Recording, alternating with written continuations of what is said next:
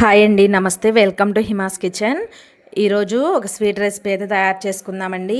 ఈ సంవత్సరం రాఖీ పండగకి మీ చేత రాఖీ కట్టించుకున్న మీ అన్నయ్యలకు అలాగే తమ్ముళ్ళకు బయట నుంచి తెచ్చే స్వీట్స్ కాకుండా మీ చేతులతో మీరే స్వయంగా చేసి పెట్టండి. ఎలా తయారు చేయాలో చూద్దాం. ముందుగా అయితే ఒక మిక్సింగ్ బౌల్ తీసుకొని 1 కప్పు వరకు మైదా పిండి కానీ లేదా గోధుమ పిండి కానీ వేసుకోవాలి.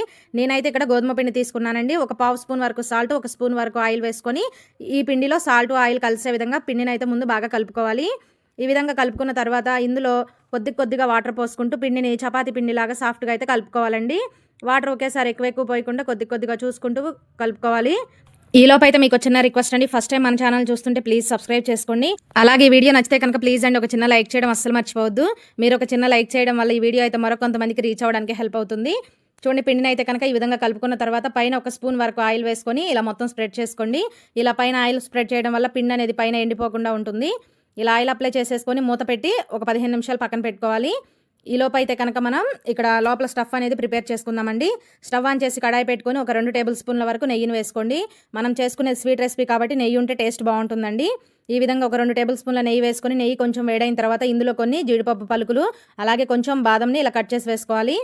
ఇవే కాదండి, మీరు మీ దగ్గర ఉన్న డ్రై ఫ్రూట్స్ని మీకు ఇష్టమైన డ్రై ఫ్రూట్స్ని వేసి ఫ్రై చేసుకోవచ్చు. నేనైతే కనుక ఇక్కడ జీడిపప్పు బాదం పలుకులు వేసి ఈ విధంగా మీడియం ఫ్లేమ్లో పెట్టుకొని ఇవి మంచి గోల్డెన్ బ్రౌన్ కలర్ వచ్చేంత వరకు చక్కగా ఫ్రై చేసుకోవాలి. చూడండి, ఇవి కాస్త కలర్ మారి ఈ విధంగా ఫ్రై అయిన తర్వాత వీటిని తీసి ఒక ప్లేట్లో అయితే పెట్టుకుందాము. ఇదే కడాయిలో కొంచెం నెయ్యి ఉంది కదండి, ఇందులో అయితే మనం ఏ కప్పుతో గోధుమ పిండి తీసుకున్నామో అదే కప్పుతో ఒక అరకప్పు వరకు పచ్చి కొబ్బరి తురుము కానీ లేదా ఎండి కొబ్బరి తురుము కానీ వేసుకోవాలండి. మీరు మీ దగ్గర ఉన్నది వేసుకోండి. పచ్చి కొబ్బరి తురుము అయితే కనుక మనం ఫ్రై చేయడానికి కొంచెం టైం పడుతుంది. అదే ఎండి కొబ్బరి తురుము అనుకోండి, మనకి తొందరగా ఫ్రై అవుతుంది. అంతే తేడా, టేస్ట్లో మాత్రం ఏం డిఫరెన్స్ ఉండదండి. ఈ విధంగా కొబ్బరిని అయితే బాగా ఫ్రై చేసుకోవాలి. కాస్త కలర్ మారేంత వరకు ఫ్రై చేసుకున్న తర్వాత ఇందులో ఒక 2 టేబుల్ స్పూన్ల వరకు పంచదార వేసుకోవాలి. ఈ పంచదార అనేది మనకి ఒక 2 నిమిషాల పాటు ఫ్రై చేసుకున్నాం అనుకోండి, ఈ కొబ్బరిలో ఉన్న తేమతో మనకు పంచదార అనేది కరిగిపోతుందండి. ఇలా పంచదార వేయడం వల్ల లోపల స్టఫ్ అనేది చప్పగా లేకుండా కొంచెం తీయగా ఉంటుంది. తర్వాత మనం ముందుగా ఫ్రై చేసుకున్న ఈ జీడిపప్పు బాదం పలుకులు ఉన్నాయి కదా, వాటిని కూడా వేసుకోండి. తర్వాత కొంచెం ఇలాచీ పౌడర్ వేసుకొని మొత్తం బాగా కలుపుకోవాలి. మనకి లోపల స్టఫ్ అయితే రెడీ అయిపోతుందండి. నేను ఇక్కడ కొబ్బరితో చేశాను కదండి స్టఫ్ అనేది. మీరు కావాలంటే శనగపప్పుని మిక్సీ పట్టుకొని కొంచెం బెల్లం తురుము వేసి కలుపుకొని లోపల స్టఫ్ అలా అయినా పెట్టుకోవచ్చు. ఇప్పుడు ఇలా ఫ్రై అయిన ఈ కొబ్బరి మిశ్రమాన్ని అయితే కనుక ఒక ప్లేట్లో తీసి పక్కన పెట్టుకుందాము. ఇప్పుడు స్టవ్ మీద కడాయి పెట్టుకొని మనం ఏ కప్పుతో గోధుమ పిండి తీసుకున్నామో అదే కప్పుతో ఒక అరకప్పు పంచదార, ఒక 1/2 కప్పు వరకు నీళ్ళని పోసుకోవాలి. మీరు కొంచెం స్వీట్ ఎక్కువ తినేవాళ్ళు అయితే మరొక 1/2 కప్పు వరకు పంచదారని యాడ్ చేసుకోవచ్చండి. ఇలా నీళ్ళని పోసిన తర్వాత ఇలా కలుపుకుంటూ పంచదారని అయితే పూర్తిగా కరిగించుకోవాలి. మనకి ఇక్కడ పాకం ఏమి రావాల్సిన అవసరం లేదండి. పంచదార కరిగి ఒక 2 నిమిషాలు ఈ పంచదార సిరప్ అనేది మరిగితే సరిపోతుంది. ఇలా కలుపుకుంటూ పంచదారని అయితే మనం పూర్తిగా కరిగించుకోవాలి. ఇలా పంచదార కరిగిన తర్వాత 2-3 నిమిషాలకి చూడండి నీళ్ళు అనేవి ఈ విధంగా మరుగుతూ ఉంటాయి. ఇప్పుడు ఒకసారి మనం చెక్ చేసుకుందామండి. వేళ్ళతో పట్టుకుంటే మనకి కొంచెం స్టిక్కీగా జిగురుగా అంటుకుంటూ ఉండాలి. అలా వరకు మరిగించుకోవాలి. తర్వాత ఇందులో మంచి ఫ్లేవర్ కోసం ఒక 1/2 స్పూన్ వరకు యాలకుల పొడి వేసుకొని ఒకసారి మొత్తం కలుపుకొని స్టవ్ ఆఫ్ చేసేసి మూత పెట్టి పక్కన పెట్టుకుందామండి. ఇప్పుడు మనం ముందుగానే పిండిని నానపెట్టి పక్కన పెట్టుకున్నాం కదా, ఆ పిండిని అయితే మరొక 2 నిమిషాల సేపు బాగా కలుపుకుందాము.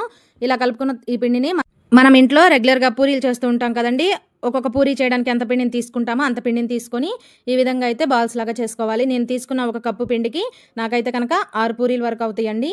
ఇప్పుడైతే కనుక ఫ్లోర్ మీద కానీ లేదా చపాతీ పీట పైన కానీ ఒక 1/2 స్పూన్ వరకు ఆయిల్ వేసుకోండి. మనం పొడి పిండితో కనుక పూరీలు చేసామంటే ఆయిల్లో ఫ్రై చేసేటప్పుడు మనకి నూనె అంతా కూడా పాడవుతుంది.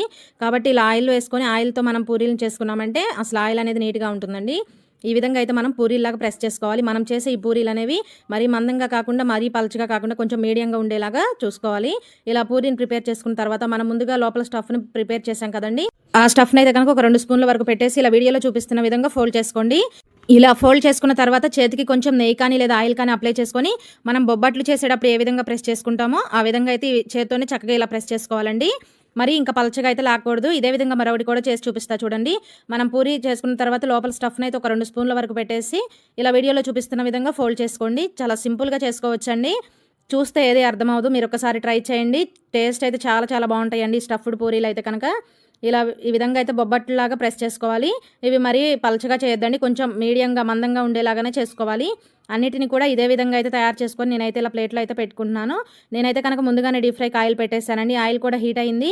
ఇప్పుడు మనం తయారు చేసిన పూరీలని ఒక్కొక్కటిగా వేసుకొని ఆయిల్లో మంచి కలర్ వచ్చేంత వరకు డీప్ ఫ్రై చేసుకోవాలండి. ఒకేసారి 2-3 వేసారనుకోండి ఒకదానికొకటి అంటుకొని మనకి లోపల స్టఫ్ అనేది బయటకు వస్తుంది. నూనె అంతా కూడా ఆగమవుతుందండి. కొబ్బరి అంతా బయటకు వస్తుంది లోపల ఉన్నది. కాబట్టి ఇలా ఒక్కొక్కటిగా వేసుకొని ఇలా గోల్డెన్ బ్రౌన్ కలర్ వచ్చేంత వరకు ఫ్రై చేసి తీసుకోవాలి. ఇదే విధంగా మరొకటి కూడా వేసుకుంటున్నాను. ఇలా అన్నిటినీ కూడా మంచి గోల్డెన్ బ్రౌన్ కలర్ వచ్చేంత వరకు ఫ్రై చేసుకొని తీసి ఒక ప్లేట్లో అయితే పెట్టుకోవాలి. నేనైతే చూడండి అన్నిటినీ కూడా మంచిగా డీప్ ఫ్రై చేసుకున్నాను. ఇలా డీప్ ఫ్రై చేసుకున్న వీటిని అయితే మనం ముందుగానే పంచదార సిరప్ అనేది తయారు చేసి పెట్టుకున్నాం కదండి. ఈ సిరప్ అనేది మనకి వేడిగా ఉండాలి. ఒకవేళ చల్లారినట్లయితే కనుక మరొక 2 నిమిషాలు వేడి చేసుకోండి.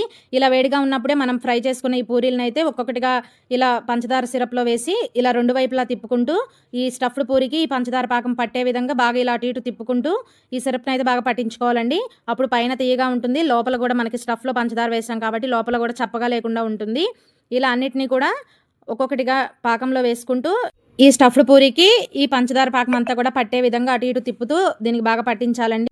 బయట నుంచి కొని తెచ్చే పని లేకుండా రాఖీ కట్టించుకున్న మీ అన్నయ్యలకు ఇలా మీ చేతులతో మీరే స్వీట్స్ చేసి పెట్టండి.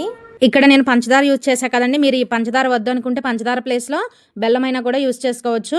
టేస్ట్ అయితే చాలా చాలా బాగుంటాయండి. ఎంతో టేస్టీగా ఉండే స్టఫ్డ్ స్వీట్ పూరి అయితే రెడీ అండి. పైన జ్యూసీగా చాలా టేస్టీగా ఉంటాయండి.